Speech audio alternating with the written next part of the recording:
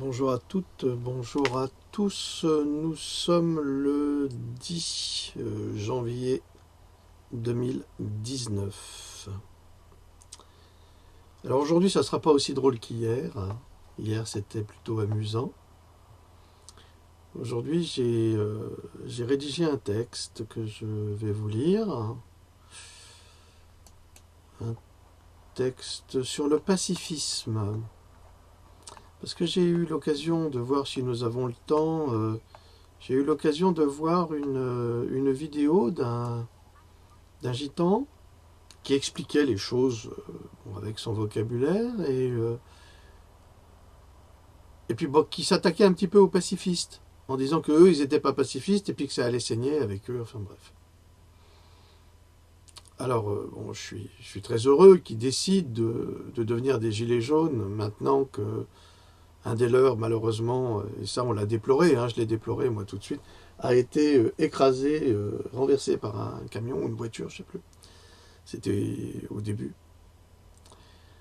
Et qui ont mis Christophe Détinger en garde à vue et qu'on va le juger. Il fallait être là tout de suite aussi pour aider les gens, parce que c'est ça que je veux dire, il y a des gens qui sont peut-être plus doués dans la violence et le combat de rue, demain, aujourd'hui et demain, que d'autres. C'est pas pour autant que les autres sont nécessairement des imbéciles, n'est-ce pas? On ne peut pas décider. Alors d'un côté, on va avoir les intellectuels qui vont dire « Ah ouais, les gens qui sont violents sont des crétins, sont des imbéciles, ce sont des néandertals ». Quoique les néandertals étaient plus intelligents qu'on ne l'imagine. Et puis les gens violents vont dire ouais, les pacifistes, c'est des couilles molles, quoi. Je crois que si on reste dans ce débat, c'est qu'on n'a vraiment rien compris, d'une part, qu'on est vraiment faible d'esprit, et on fait le jeu de ceux qui nous manipulent. Après avoir écouté la vidéo d'un membre de la communauté des gens du voyage, indiquant clairement sa position et critiquant vertement les pacifistes, en déclarant « avec une rose jaune dans le cul ». Je le cite. Je souhaiterais lui demander la rose, avec les épines ou sans. Car moi qui suis pacifiste, je m'interroge parce que les épines, c'est aussi douloureux que d'aller au combat. Et entre un coup de matraque sur la tête et un anus déchiré avec une tige armée comme un fil de barbelé, que choisir au juste? Quel est le plus noble des deux, le plus courageux? Refuser la violence alors que chacun en est capable, n'est-ce pas un acte de courage que de s'opposer au combat injuste d'un dictateur de pacotille pour lui montrer que le chemin spirituel va plus loin que celui des armes et de l'injustice? Mon second père s'appelait Gyula Oberchowski. Il était journaliste, il était pacifiste, il était poète. Il a été emprisonné et torturé par la police politique communiste en 1956 à Budapest, en Hongrie. Ils l'ont passé à tabac, plus de fois qu'il ne pouvait s'en souvenir. Ils lui ont brisé les doigts de la main droite pour qu'il n'écrive plus. Ils lui ont fait des simulacres de mort. Mais il leur a répondu « Vous pourrez briser tous les os de mon corps, mais vous ne briserez jamais mon âme. » Il est resté en prison de longues années. Et comme Alexandre Solzhenitsyn, il a continué à écrire dans sa tête. Puis il est sorti de sa geôle et a repris son travail de journaliste et de poète, le corps brisé. C'était l'ami de mon père. Ils le sont restés jusqu'à la mort. Je conserve précieusement la trace de sa main à côté de celle de mon père sur un tableau.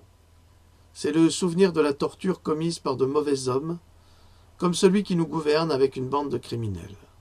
Alors oui, je suis pacifiste parce que mes modèles qui étaient mon père et Gyula Oberchowski avaient expérimenté l'insurrection populaire contre un pouvoir cannibale et ils l'avaient payé très cher. Ce que nous avons face à nous, ce n'est pas aujourd'hui comme hier un État. C'est une organisation criminelle qui a mis en place ce plan depuis le début du XXe siècle et qui a pensé à presque tout. Ils ont noyauté la démocratie, détruit nos enfants, nos parents, à travers les vaccins, les chemtrails, la malbouffe, les eaux contaminées, le fluor. Ils ont endormi les peuples avec les activités sportives qui rassemblent plus de monde en quelques heures que des manifestations contre la vaccination, par exemple. Ils ont créé la haine entre les Juifs et les Arabes, entre les peuples européens et les migrants, en tout genre. Ils ont divisé l'humanité pour l'aveugler. Aujourd'hui, les gitans en France pensent qu'ils vont faire la différence, parce qu'ils seront violents et armés sans mesurer la puissance d'un ennemi qui n'a pas encore dévoilé toutes ses cartes, mais qui n'hésitera pas à utiliser des gaz incapacitants qui auront des conséquences épouvantables sur les manifestants. Au lieu de nous opposer, alors que nous sommes tous pour la même cause, une cause citoyenne de respect des lois pour chacun, du respect de nos anciens et de nos enfants, ne serait-il pas plus judicieux d'allier nos forces et d'écouter éventuellement une variante d'appréciation plutôt que de se ridiculiser les uns les autres? Les gitans, ils l'affirment même, ne peuvent pas aller au combat sans violence. C'est un point de vue respectable que je critique avec bienveillance, car le combat n'amène que des drames. Lorsqu'il s'agit d'un combat honnête, c'est-à-dire à main nue, ou l'âme contre l'âme, on se dit qu'au premier sang, le combat s'arrête. Mais face aux tueurs, car ce sont des tueurs de la police qui ne distinguent ni les enfants, ni les ados, ni les personnes âgées, ni les pacifistes, comment les gens du voyage imaginent-ils la suite de l'acte 9 ? Face à un lâche comme l'est le président Macron, qui est la parfaite représentation du fourbe et du traître, comme un autre Iago d'Othello qui disait dans l'acte 1, scène première, « Nous ne pouvons pas tous être des maîtres, ni tous les maîtres ne peuvent pas être vraiment suivis. » Quelle prémonition! Nous reprochons tous le manque de clairvoyance et de sagesse de ce gouvernement Macron, qui se conduit de la pire des manières. Au lieu d'apaiser une situation désormais explosive, il met de l'huile sur le feu en hurlant que le peuple est un voyou, alors que le voyou, c'est elle, cette entité monstrueuse qui ne se soucie pas le moins du monde de la société française. C'est elle, sous la houlette des Macron, Philippe, Castaner et consorts, et qu'on ne sort plus, qui sont coupables d'être des pompiers pyromanes, doublés de pyromanes chroniques, de mythomanes et des plus grands lâches que la nation française n'a jamais portés. Non, le pacifisme n'est pas une lâcheté, messieurs les gitans. On ne mesure pas la qualité d'un homme à sa force physique. Si l'on donnait la direction d'un peuple à des boxeurs, des lutteurs, des hommes de ring, croyez-vous un seul instant à la réussite de ce modèle ? Si vous éloignez les philosophes, les écrivains, les poètes et autres dialecticiens, votre monde deviendra également ingérable. L'opposition ne sert qu'à diviser, et c'est exactement ce qu'ils souhaitent. S'il faut la tête, il faut également les jambes. Un État, c'est comme un corps, des membres actifs existants grâce à des membres passifs. Mais notre État macronien est malheureusement constitué de mélasses et de mollesses, d'obéissance servile à Bruxelles en méprisant les aspirations d'un peuple. Le pacifisme, c'est un courant de pensée qui préconise la recherche de la paix à l'international par le bon sens humain à travers la négociation, le désarmement et la non-violence. Il est mené, ce courant, par des partisans de la paix ou du rétablissement de cette paix. Alors où se trouve la lâcheté ici ? Il faut du courage pour s'opposer à l'institution, pour s'opposer aux guerres coloniales menées contre l'Irak, la Libye, la Syrie et le Yémen. Il faut du courage pour combattre Big Pharma avec sa plume, savoir dire non sans utiliser ses poings malgré les humiliations quotidiennes et la violence du gouvernement Macron et de ses sbires. Cela vaut-il une rose jaune dans le cul ? Je vous le demande. Est-ce de la lâcheté de ne pas se comporter comme ces flics sauvages et sans compassion, ces assassins du système que tout protège? Le courage, c'est déjà de savoir dire non. Et ce ne sont pas les poings ni les armes qui s'expriment, mais l'âme humaine. La guerre, comme je l'expliquais dans une vidéo précédente, cette guerre contre laquelle les pacifistes s'opposent, est une conséquence du capitalisme et de la création monétaire qui utilise le nationalisme pour produire une division du peuple. Lénine, qui était en son temps un des pires terroristes intellectuels du monde, servira de modèle durant plus de 70 ans au communisme. Il développe et explique dans ses écrits que le concept d'impérialisme, c'est-à-dire celui de conquérir les nations pour les contrôler, utilise la guerre... Ah, excusez-moi. Non, je ne sais pas ce que c'est. Utilise la guerre comme unique solution d'expansion. C'est exactement ce qu'a fait le capitalisme en créant ex nihilo de l'argent, de la monnaie, à partir de rien, et qui, après avoir dévoré les enfants du monde, comme Chronos dévora ses propres enfants, car à jamais insatiable. Il faut désormais se poser la question, non seulement à quoi sert tout cet argent, mais surtout dans quoi est-il injecté, puisqu'il n'est pas injecté dans ce pourquoi il est réclamé. Alors oui, les pacifistes dont je fais partie refusent d'être dévorés par ce monstre et souhaitent revenir à une juste répartition des richesses pour permettre à chacun de vivre avec décence, mais dans un combat plus spirituel que physique, car tant qu'il sera dans le conflit armé, seul le diable tirera les marrons du feu, donc pas les citoyens. Oui, nous, partisans de la paix, professons un pacifisme qui ne peut pas toujours être assimilable à la non-violence.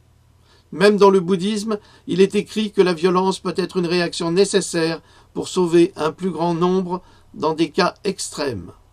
Être pacifiste ne veut pas dire se rendre incapable de se défendre, mais de refuser d'utiliser la même violence que celle qui est déployée par le gouvernement Macron et qui est une violence criminelle. Pourtant, c'est bien l'intention des gitans de France de venir manifester avec des armes pour donner une leçon au pouvoir en place qui est développé à présent. Croyez-vous, frères gitans, croyez-vous un seul instant que le lâche de l'Élysée va vous attendre patiemment sans broncher? L'homme qui se déguise avec bonheur en pilote de chiasse n'a pas ce courage. Celui qui déclare que l'on vienne le chercher est aux abonnés absents lorsque le peuple le réclame. Non, c'est l'horreur que vous trouverez samedi à Paris pour l'acte 9. Pardonnez-moi de vous dire que vous vous laissez manipuler par ces monstres qui profiteront de votre rassemblement pour faire le ménage. Ne leur donnez pas cette occasion. Vous êtes mobiles, c'est ce qui fait que vous êtes insaisissables. Restez insaisissables et protégez-vous et vos familles. Il existe justement des moyens pacifiques, tous aussi efficaces s'ils sont menés de front et tous ensemble. Menez donc cet autre combat ailleurs avec nous et pas contre nous. Faites-vous les artisans d'une grève générale qui paralysera l'économie sans la moindre violence. Ne faites ni pleurer vos femmes, ni vos mères, ni vos pères, ni vos frères, ni vos enfants. Mourir est trop grave pour être tué bêtement, parce qu'une fois que l'on fait le premier pas, il n'y a pas de retour possible. C'est un aller simple vers le souvenir. La vie est trop précieuse pour la perdre de cette manière. Et vous ne m'entendrez jamais répéter ce slogan d'avant-guerre, plutôt Hitler que la guerre, ou plutôt Macron que les gilets jaunes. Car la machine infernale du nazisme, à laquelle ressemble à s'y méprendre notre démocratie macaronique, a mis en place l'horreur d'un génocide humain aussi intolérable qu'inacceptable. Et vous, frères gitans, vous le savez, car vous aussi, vous avez payé le prix fort. Aujourd'hui, c'est le peuple que l'État génocide. Ne le laissons plus faire en le mettant au chômage. Soyons solidaires les uns des autres et pas les uns contre les autres. Nous vivons une époque formidable. Voilà, c'est une capsule très très brève et ça sera un tout petit live. Merci beaucoup. Salut.